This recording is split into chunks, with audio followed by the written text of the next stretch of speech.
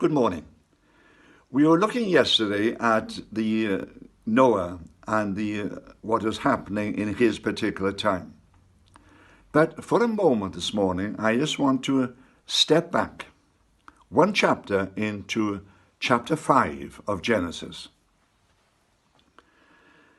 We of the present time have a great ability through our use of computers to look at the scriptures in greater detail than they've ever been examined in the past.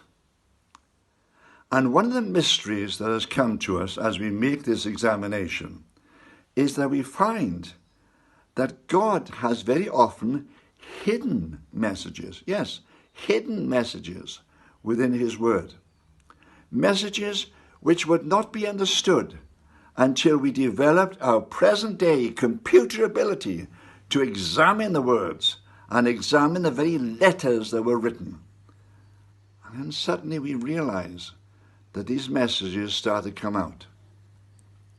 Now, if you ever read the book of Genesis and come to the 5th chapter, you'll just see it as a long list of names. Let's look at those names for a moment. Now, the people denoted in this chapter are not necessarily the firstborn of the previous generation, but they were the most important one, the one who took over as the chief patriarch at that particular time. So let's look at them. We are told, for instance, and I'm sorry about this, but I'm going to have to look down at my notes to get them right, to be able to explain to you properly. It says that Adam had a son in his own likeness after Cain and Abel. He had a son in his own likeness whom he called Seth. Interesting. Seth had a son whom he called Enosh. If you want to read it in Genesis 5, you can do so. Enosh had a son called Kenan. Kenan had a son called Mahalalel. We always get a mistake with that name. Mahalalel. You really got to get your name around some of these old names. Mahalalel had a son called Jared. Jared had a son called Enoch. Enoch, by the way, was the one who had a strange relationship with God. We're told he walked with God for a certain time, and then he didn't die. God raptured him, took him out of the world. The same rapture that we're looking forward to at the present time. Enoch experienced in those ancient times. Elijah also experienced the same thing. He didn't die.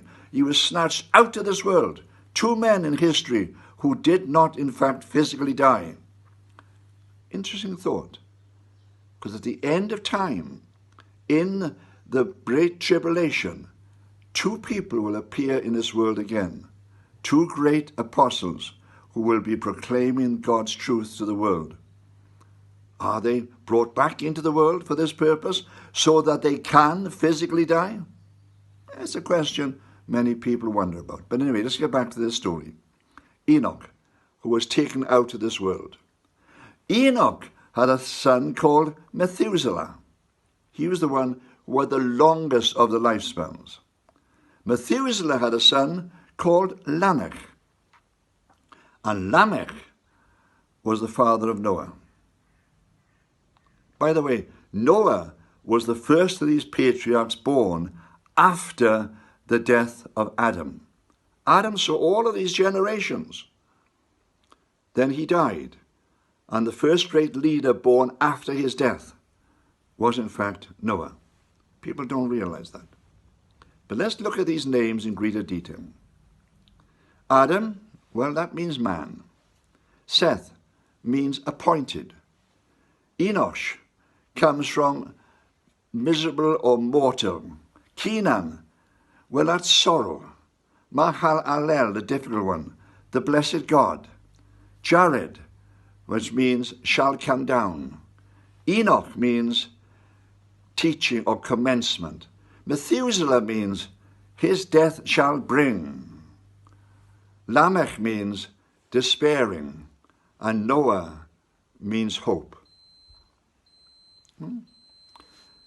Put them together. put them together into a sentence. Man who is appointed to be miserable and frail and in sorrow, Mahelelel, the blessed God, Jared, shall come down, Enoch, teaching Methuselah that his death shall bring, Lamech, the despairing, Noah, hope. Again, man who is appointed to miserable mortality and sorrow, the blessed God shall come down, teaching his death shall bring, the despairing hope. Do you think this is a mistake? I don't.